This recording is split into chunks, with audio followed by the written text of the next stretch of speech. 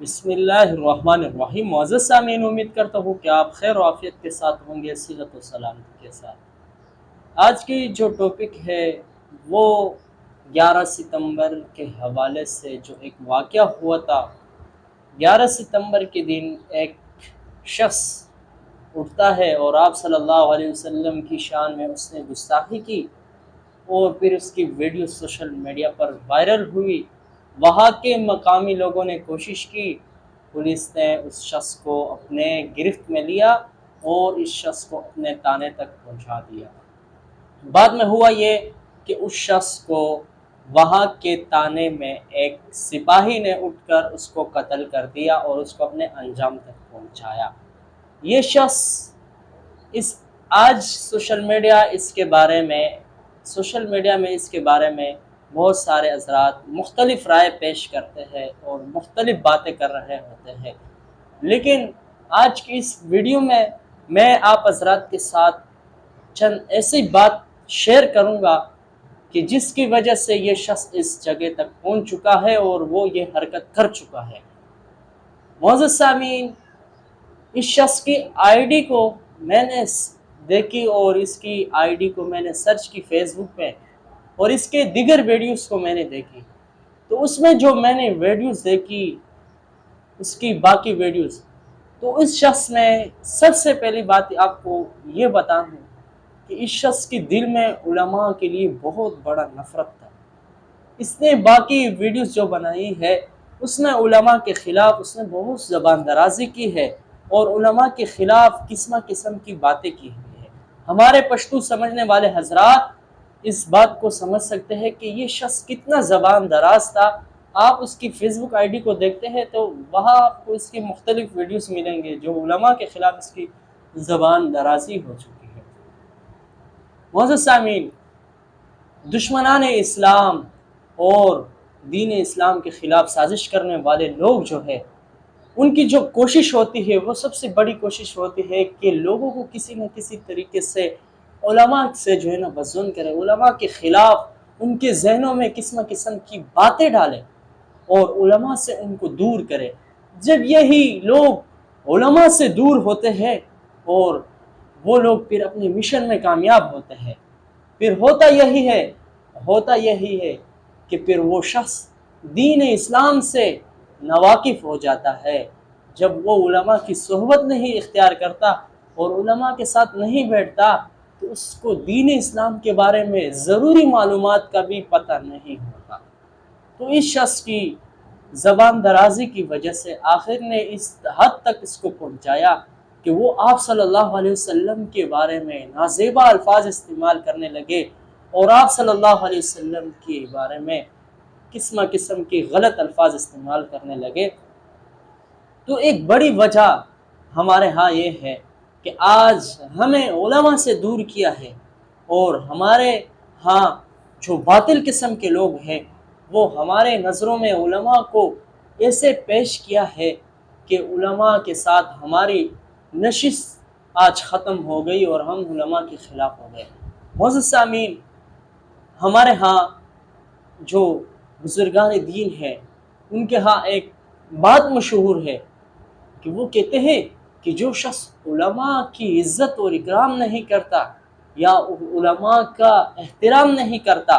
تو اس کا خاتمہ بالخیر نہیں ہوتا بلکہ خاتمہ بالشر ہوتا ہے۔ اس شخص کی آخری حالت سخت ہوتی ہے۔ تو ہمیں یہ سبق ملنا چاہیے اس واقعے سے کہ ہم علماء کے بارے میں زبان درازی سے اپنے آپ کو روکیں۔ علماء اکرام، مختلف طبقات میں علماء کام کرتے ہیں۔ اب ہمارے ہاں ایک لوگوں کی ذہنوں میں یہ بات بٹھانے کے لیے کوشش کی جا رہی، باقاعدہ فنڈنگ ہو رہی ہے اور باقاعدہ لوگوں کو تیار کر رہا ہے کہ وہ علماء کے خلاف بولے اور علماء کے خلاف تحریکیں چلائے اور علماء کے خلاف مختلف قسم کے کام کرے۔ اور ایک بات ہمارے ہاں لوگوں میں مشہور کی ہے، وہ کہتے ہیں کہ عام سادہ سے انسان جو جاہل بدھو قسم کے انسان ہوتا ہے وہ کہتے ہیں کہ علماء کے سیاست میں کیا کام ہے۔ یہ سوال لوگوں کی ذہنوں میں بٹھائے۔ دیکھیے معزز سامعین، ایک عالم دین کا کام صرف مدرسہ سنبھالنا نہیں ہے، ایک عالم دین کا کام صرف خانقاہ سنبھالنا نہیں ہے، بلکہ ایک عالم دین کا زاویہ اور ایک عالم دین کا سوچ وہ بہت بڑا ہونا چاہیے۔ ایک عالم دین صرف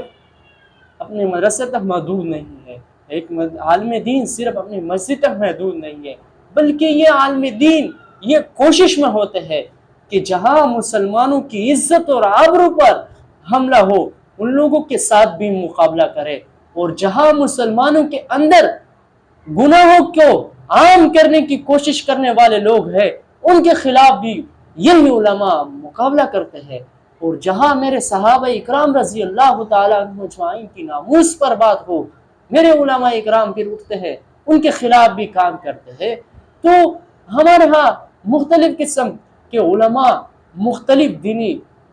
طبقات میں وہ کام کر رہے ہوتے ہیں۔ اب مثال لیجیے قائد ملت اسلامی مولانا فضل الرحمان صاحب کے بارے میں، اگر ہم اپنی یہ زبان استعمال کریں کہ وہ نعوذ باللہ ہم اس کے بارے میں غلط الفاظ استعمال کرتے ہو اور وہ کہتے ہیں آپ